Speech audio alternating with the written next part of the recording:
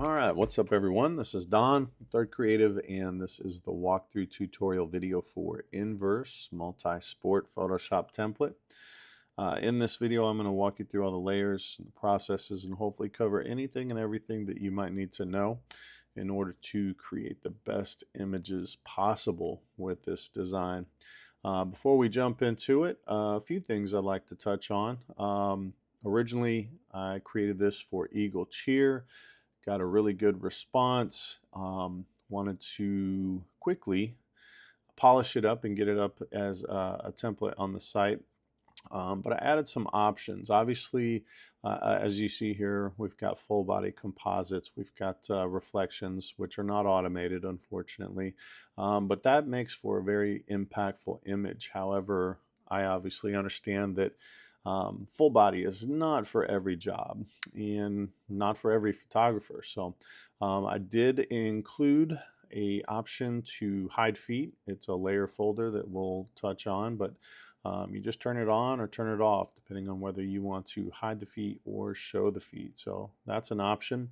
Another option is the floor. If you are compositing full body, you have the option to use the built-in text layer, which we'll dive into a little deeper, but you can change the font. I've got a font selection in there that I thought was a good standard option. You can see this H here, but I wanted to demonstrate that you can change the font and you can get a lot of cool looks. And then if you have a logo that isn't too busy with a lot of colors, especially if it's just one single color, it works well. You can drop it in, and that's a nice customization that you can do.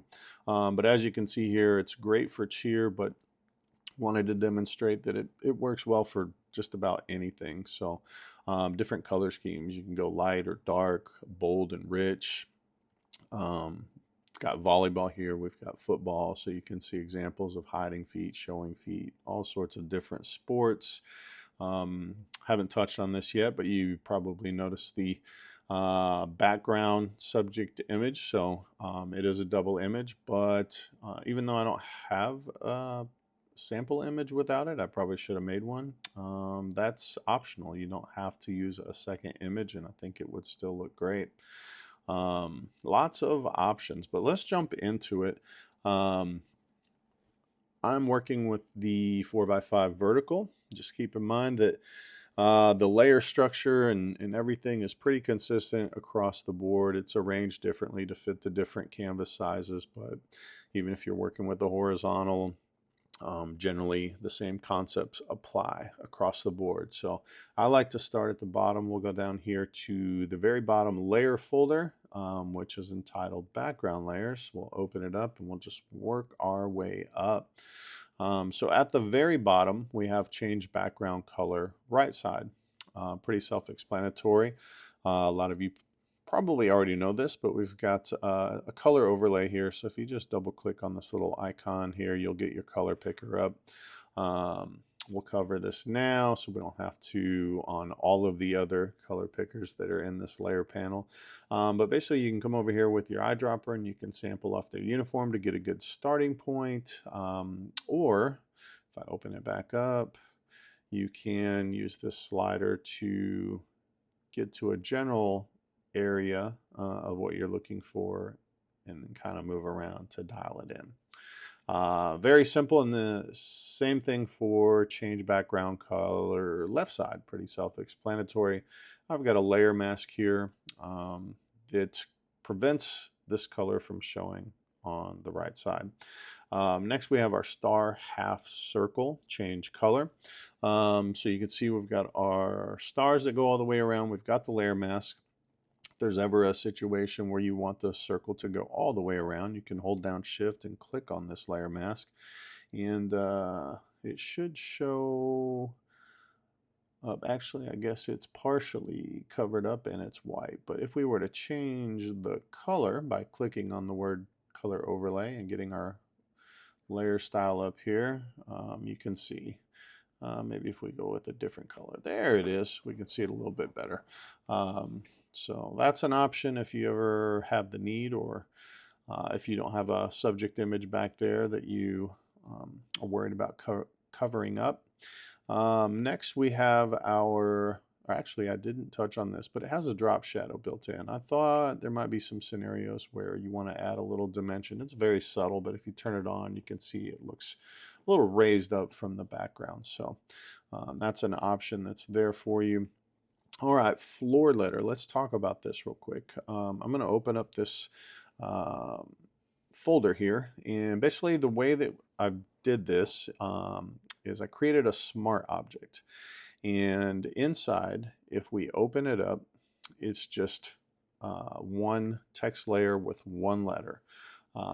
So if you wanted to change this letter, very simple, which I don't know if I may have went too fast. To open the smart object, you just double click on the icon. You can double click on this T here, and we could change it to, let's say, an M.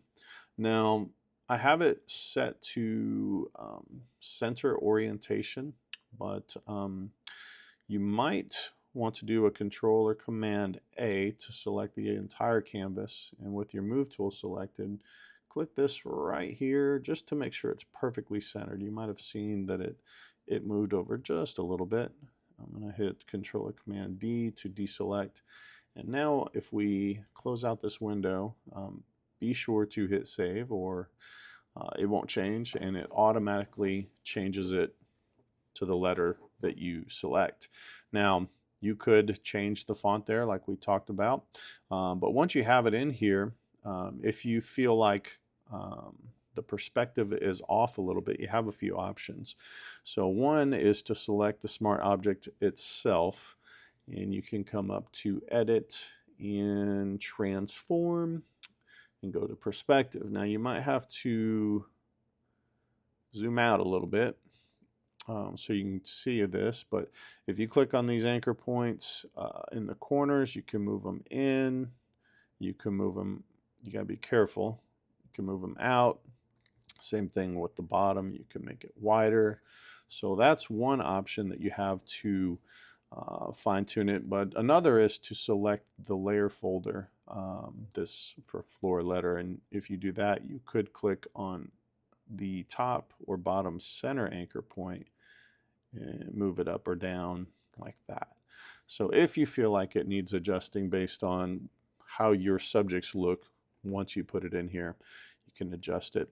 I did mention that you can drop your own logo in here. I will say that if you have a logo that is real busy and it has multiple colors, it may not look right because I have this color, let's see, color overlay, excuse me, that's clipped to it, and that's what makes this left side white or any color that you want. And so if you have something with multiple colors, it's just going to cover all of that up. So it just depends on what the logo looks like and how that works. If we were to jump back over just real quick to take a peek at this one was just a PNG, so the only color was this blue area that you see here, and it just went ahead and applied the white, so it worked well.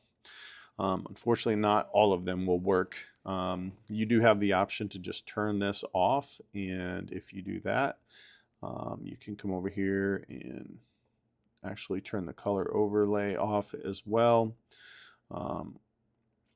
and it will just show uniformly across. So hopefully you get the idea there, but we'll go ahead and back up and get it back where we had it. There is a stroke that you can add. Trying to get where you can kind of see. Yeah, it's very subtle, but if you want to add that, you can.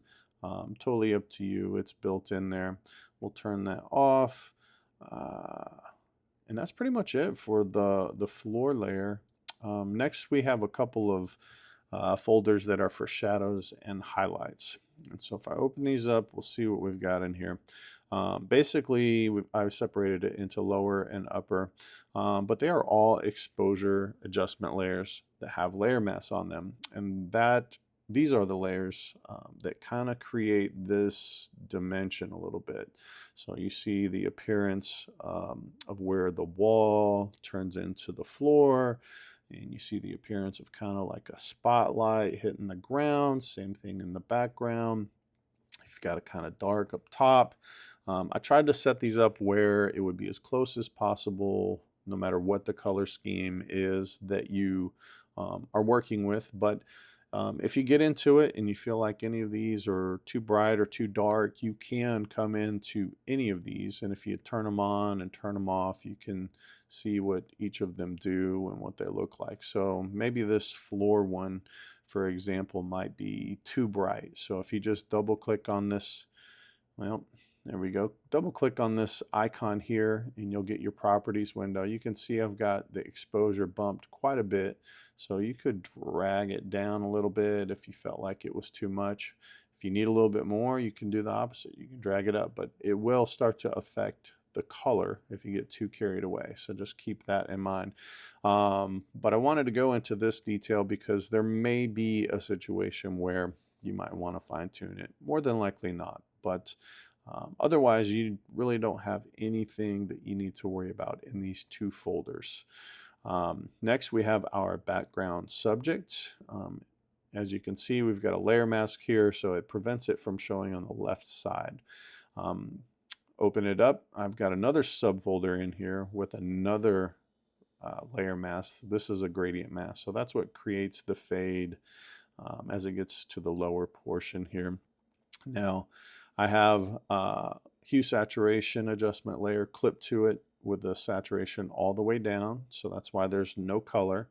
And I have a levels adjustment layer here. This just adjusts the contrast, and so to kind of get this washed out look, you can see the blacks I moved way over here, and I kind of boosted the whites. Now you could play around with this. If you need it a little more bold, you can move the blacks back over. We'll undo that. If you think the highlights are too blown out, you could move this over. There are things that you can do to fine tune this once you have your colors all set up. So keep that in mind.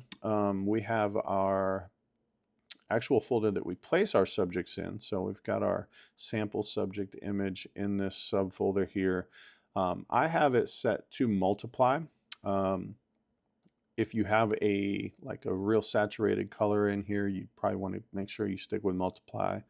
But if you have white, you might look at darken. You can see it lightens it up a little bit there, and so that might be a look that you like better. So kind of play around with those two blend modes, just depending on the color scheme. But again, if you've got like a rich red or anything, it's not going to look good unless you keep it on multiply. But basically you just drop your subject in here and you kind of scale and position them. Well, you don't want to stretch them. I don't think they'll like that. But you can kind of position them how you want. So obviously you've got a little window here for the face that you need to try to get it lined up just right.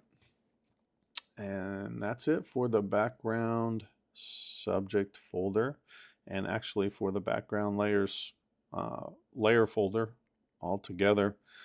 If we keep moving, next we have our lower name text. It says use if feet show. So maybe I should kind of go out of order here. So at the very top you'll see hide feet. You can turn that on and you can see it's got its own name layers in there. So that's what that means. So if you're going to go with the hide feed option, you would come down here and just turn this off. But if you are going to show feet, we would leave this on, and we'll open it up and take a look at what we have in here. We've got our first name, last name, and then I have the subtext senior, junior, sophomore, freshman. They're already in here. If you're using automation, you would probably just change the name of this layer and use it just that layer, or you can turn it off if it's not a situation where they are high school athletes and where that wouldn't apply. But it can say anything. It could say their position. It could say whatever you want it to. But basically each layer, you would control the color the traditional way. And so if you have your properties, you can see it here. Up here in your contextual toolbar, you see it. or if you were to double click on any of them to select, you would get a color picker up here. Now you can hold down shift, click on this first one, hold down shift and click on the bottom one where you have them all selected, and then you could change the color so that it applies to all of it, where you don't have to do it separately. But if you want them to be, some of them to be different colors, you just do them independently. They are left oriented, as you would see up here. So if you were to type over this, it should all continue to line up. If I can get that off there, line up correctly. So if I put in a last name, let's see, if you just put in Smith, you can see it should just stay, well, as it's intended. What else do we have? I've got a horizontal star line. So this might be a situation where you don't want to use senior, junior, sophomore, etc. You can add this horizontal star line, which if I zoom in a little bit, there are 5 stars showing. If you want to change the color, very simple, color overlay, double click that word to get your layer style panel. And we've kind of already gone over this. You can change the color to anything that you want. But there are more stars that can be visible if you want them to. So if you look right here, you'll see this chain link. And if you click on that, it will unlink or unlock your layer mask. So if you unlock it and you select the layer mask, you have your move tool, you'll see this outline. You can click, and I would hold down shift just to keep it in line. Click on anchor in the corner, hold down shift, click anywhere inside and kind of move it over to reveal more stars if you want more stars. That's totally up to you. More than likely you can leave it with 5 and leave it locked, but you can also move it around. You can scale it larger, smaller. You can unleash your inner designer if you feel like it needs to be adjusted. But that's all pretty straightforward and simple. We'll close that up and talk about this layer that is clipped to the lower name text folder. So this is kind of like a color spill overlay. It's set to white and it just kind of has this little fade effect. So I thought about putting like a layer mask there, but I decided to clip this one instead. You can change the color if you want to, or if you don't like the effect, you can just turn it off and keep it clean. But the opacity is down at 50%, and if I move this down closer, you can see the effect is much more prominent. You can move it around and adjust it how you want it, if you want it. And that's pretty much it for that. Next we have our side accent text bar. Let's take a look at that. I'm going to zoom in just a little bit and we'll open it up. So once we open it up, you can see we've got a sample logo. So you'd want to replace that. It is just a letter, but it happens to be one of their 2 logos. So you can drop a logo in here, scale it down real small and position it where I have this one, or you can turn it off. We've got our subtext layer, so you can see. We'll talk about that here in a second, but let's jump down to, I think I got a typo there. We'll correct that. Bar shape layer. So basically you have a color overlay, which we've talked about. You can change the color. And we've got a drop shadow. So it's very subtle, but it adds a little dimension. So you can turn that off if you don't want that. But the main thing is that you can extend this by selecting it and having your move tool selected. You can click on this anchor point here and drag it out, drag it in. You could make it more narrow. Once you set up everything, you can play around with this, and you're going to change what it says. So what it says might be shorter, might be longer. You might need to change how far this extends or the shape in general. But let's talk about changing the text. You'll notice it's all one layer, but I've got these little dividing hash marks here. So if you want to retain that, we're going to double click on the text icon to select everything, and you would want to click within the text layer and drag over what it is that you want to change. So for example, we want to change the color of this hash mark, I guess is what I'm going to call it. I think it probably has a different name. But you can come up here and change the color. Probably doesn't hurt to hit Control or Command C to copy this code. Hit OK, and then we can come over here, highlight the other one, and do the same thing. Control or Command V to keep it consistent. Now this is a little bit of a work, I guess, but it's not something that's going to change on every image. So you just do it once to get it set up, and you're good. But same thing here. You could change, what it says, and you can change the color by selecting the portion that you want to change. And that's how you keep all of this consistent. Not too difficult, just takes a few seconds to go through and fine-tune everything. And that's it. Now you can select the entire folder to move everything around and get it where you want it. You could even actually move it down low, over here, move it anywhere that you think it looks good. I thought this was a good spot for it. Next, we have our background text layers. Let's take a look at that real quick. So we've got our upper subtext. So here we've got Eagle, we've got our primary text layer, which I have cheer, but it could be their mascot name. It could be anything. And then I've got a lower subtext, which I have the word football in here currently, but that can be anything. So if it said Bulldog football, you'd want it to be on the bottom. But this is all pretty straightforward. There's a drop shadow here. You can see it adds just a little dimension, but it's the same thing. Double click on any of them and you can change what they say. You can always scale and reposition them how you like them depending on how long the word is, how much space it takes up. But we have this layer mask that is clipped to this folder, so you can control the color of everything that shows on the right side by using this color picker, and then anything on the left side is just going to be the actual color that is assigned to the text layer. So you can see we have white up here. If we wanted it to be blue, anything on the left side will show in its original color. Anything on the right side will show in the color that you select for this color overlay that is clipped to the layer folder. So hopefully that makes sense. Now there is some scenarios where I wanted this subtext here that says football to be different color than what this primary text layer was. So if that's the case, all you got to do is click and drag it. You can drag it above or below to pull it out of the folder. But if you pull it out of this folder, you can change the color independently. So there's some scenarios where you might want to do that. I know I did when I was making the sample images.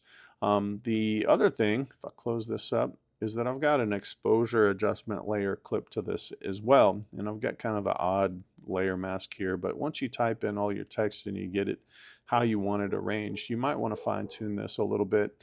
Basically, if I turn it off, if you pay attention to the corners here, the kind of the top left and the bottom right, if I turn it off, it all just kind of evens out. If I turn it on, it just kind of darkens the edges. I think I'm going to go ahead and turn that off. So it looks right. But same thing with the exposure adjustment layer. You can double click on the icon and you can use the properties to adjust it. If you want it to be a little more bold, or if you want to decrease the effect, you can use this slider in either direction. The other way that you can fine tune this is by selecting the layer using your move tool, and you'll see this outline where you can bring it down, bring it up to crunch it in to have a little more coverage, or the opposite. You can pull it away if you want it to be more subtle. So those are a couple of ways that you can adjust that effect that is applied to the background text layers. And that's it for the background text layers. Next we have our paper texture overlay. This is very subtle. Let's see, if I were to zoom in, you can kind of see it just depends on the color. It's pretty subtle, but there is a paper texture in there. Yeah, you can start to see it here. So if you turn that off, it lightens it up and just kind of smooths it out. So it's a little bit of noise, a little bit of levels. I do have a layer mask on it because I didn't want it to apply over the subject's face. And so if I were to turn that off, it does apply to the face, but we'll turn it back on. And in fact, I think that's misaligned now that, yeah, it sure is. I'll fix that. Basically, if we move that down, it should be like that. All right, I'm glad I caught that. So let's turn that back off. So now you can see it doesn't apply to the face. Now you might, you might think it looks better to apply consistently. So if you do hold down Shift and click on this layer mask, you can turn it on and turn it off. But it's very subtle. It's nothing drastic. It is set to multiply, so that's how I was able to create that effect. All right, keeping it moving. Next layer folder is fog layers. So if I turn this on, I've got a couple of fog layers in here. This is fog, one's more fog. The actual layer folder itself is set to soft light. And so one thing that I noticed when I was creating my sample images is that the blend mode soft light and also the opacity level, which this one's 100%, this one's 50. It didn't necessarily fit every color scheme, as I was changing it. So what I was finding is that I would need to adjust the opacity of either one or both of these fog layers. And there was some situations where I thought the blend mode of overlay looked better than soft light. So you can see it adds a lot more pop if I switch that to overlay versus soft light. So if you do switch to overlay, it kind of changes the look. You might need to adjust the opacity as well, but just keep that in mind. Unfortunately, it just looks different on different colors and how dark or bright they are. So you may need to fine tune those. You can also scale and move them around. You can crunch them up a little bit. You've got options there. And we're getting close to wrapping it up. Next we have our subject image. Let's take a look at that. I went ahead and I've been doing this. I left a few layers in here just so you can kind of see them. But I have our sample subject image. Obviously you would put your subjects in this folder and scale and position them. I have a sample contact shadow, and so this is a contact shadow that I use. Basically it's a soft round brush, and I use this one which is 20% opacity and 20% flow, and I use my left bracket key, right bracket key to control the size, and I just start painting it in, which that doesn't look good, but you can see, I just kind of paint a little contact shadow under the edge. I think some people have some actions that speed that up a little bit. But I also have these reusable soft ground shadows. So if I turn that off, you see it just adds a little bit of soft shadow under the feet. So I say that they're reusable. So it's either Alt on a PC or Option on a Mac. If you hold that down and you click on one of these and start to move up where you see that blue line and let go, you can create a new one. And so you can duplicate them as you add subjects into this folder. And once you do that, you can select your move tool and you can move them around and place them under your subject's feet. You can also play with the size. You can scrunch them down, you can make them bigger, you can do all kinds of things, but they are reusable, and hopefully that might help you a little bit. And then this is a sample reflection layer. So if you take that away, you can see it still looks good. It just obviously looks a little better if you were to add reflections. Now, unfortunately, reflections are not automated. I have a tutorial video on how I create my reflections. It's a little old, so probably wouldn't hurt for me to update that soon, but it's I mean, it gets the job done. It explains exactly how I go about creating my reflections. It is a manual process. So maybe I can come out with a new tutorial video, and maybe I could get a action polished up that would at least do most of the work for you, where you just have to do the final tweaks to it. But it is a manual process, so it's up to you whether you want to add them or not. The tutorial video that I mentioned, Third Creative YouTube channel, or if you go to thirdcreative.com, there is in the drop down menu, there's a learning tab. You can go there, it's towards the very top, if you want to check that out. All right, so that's it for the subject image. Actually, that's not it, because I have this darken lower legs optional. So basically, this is an exposure adjustment layer that is clipped to the subject image folder. If you turn it on, it's just going to darken the feet just a little bit. This is basically to create artificial light fall off. More often than not, you probably won't need this, but there may be some situations where it makes it look better, depending on how dark the colors are. And if you have a really dark background and the feet are you know, I don't want to say overexposed, but they're too bright and it doesn't look right, sometimes this helps sell it a little bit more by adding some artificial light fall off. And just like any other exposure adjustment layer, if you double click this, use your properties, you can control how much the effect is. So if you need more, slide left. You need a little less, slide to the right. That is up to you. And then the other thing is that you can adjust the height of it. If you select the mask and you have your move tool, you can come up here and you can drag it up, drag it down, and fine tune it to the way that it looks right for you.